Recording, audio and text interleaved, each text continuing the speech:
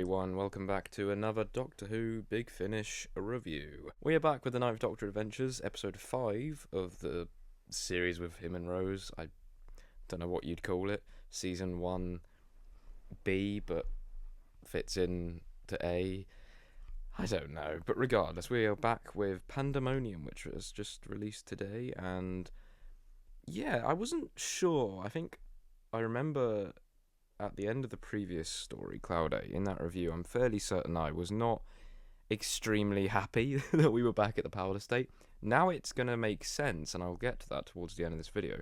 I am going to make this a shorter one, just because, spoiler-free is only so much you can really say. So, yeah.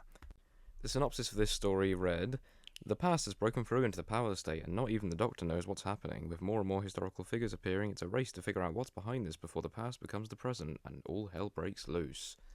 So yeah, conceptually, it's not the most original concept, things in the past coming into modern day. But actually, in all fairness to the story, once you sort of get into it, the explanation was good and original and satisfying. So, it does work, it does tick those boxes. I think the explanation is slightly unfinished, and we're going to possibly find out next episode, but again, I don't think that's too spoilery. If you keep up to date with the with this range, you'll see that Big Finish have, announced the next story, which is called, what's it called? I think it's called The 13th Hour. Nope, it's 13 o'clock. Never mind. Close enough. Yes, okay, so it's not my favourite in this series, I won't lie to you, but it's still nothing below an 8. This range has been far stronger than the 13th Doctor range. I do, however, hope that will improve, and I am looking forward to Aegis, or whatever the next story is called. Catch my review on the Violet Hour if you would like on this channel. It's there right now, you can see what I think, and yeah. So, there's a reason all this stuff actually keeps happening at the Powerless State, basically, we're finding out, because obviously most of this series has been mainly focused there. I'm pretty sure it all has been in the Powerless State, aside from episode 4. So, essentially they're doing an arc, I guess you could call it, in this season, but apparently that's going to end after next episode. So, judging from what they put on the website and from this trailer, because there is a trailer for the next episode, I will put it on screen now. I won't play the audio because you can watch it on the Big Finish channel if you would like.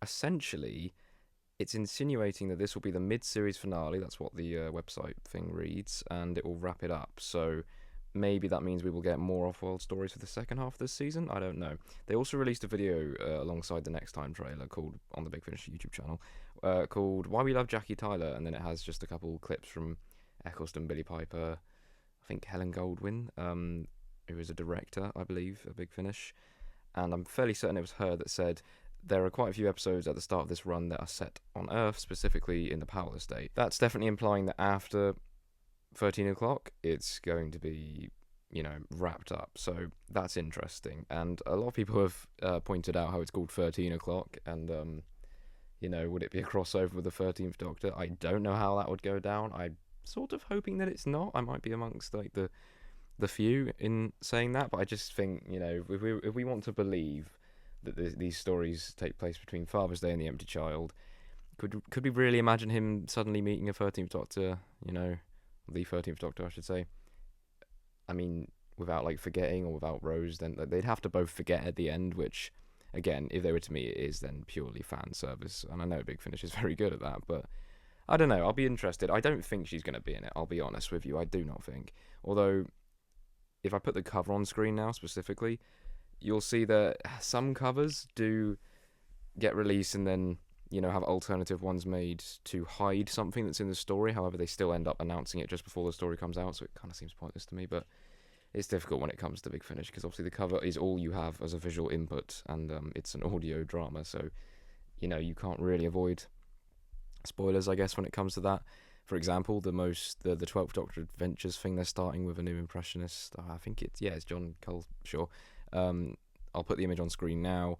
They've announced that the Eternal Paradigm Dalek, which is really random, is going to be in it, and before that circle had nothing in it. So sometimes it's kind of subtle, as to if there are hidden things in these covers or not. But I don't know if something will be coming through that door.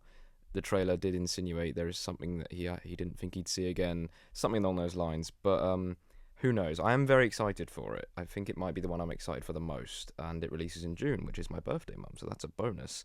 So yeah, I'm aware that I've mainly spoke about that instead of Pandemonium, just because I just don't have too much to say on Pandemonium without spoiling it. It's a very simple story. You won't struggle to understand it. It's good. There are some good moments. There are some good side character moments. I don't know. It sounded like in the Next Time trailer that one of these characters might carry across, but I don't know. I will have to re-listen to it and then, double check. But regardless, I'm going to give Pandemonium an 8 out of 10. Not bad, not the best in the range, but pretty decent, pretty good, pretty enjoyable. Not really got any faults. I don't think they could have done anything better with the story that it was, if that makes any sense. So, yeah, I'm going to wrap up this review here. Don't want to make it too long. Hope you enjoyed.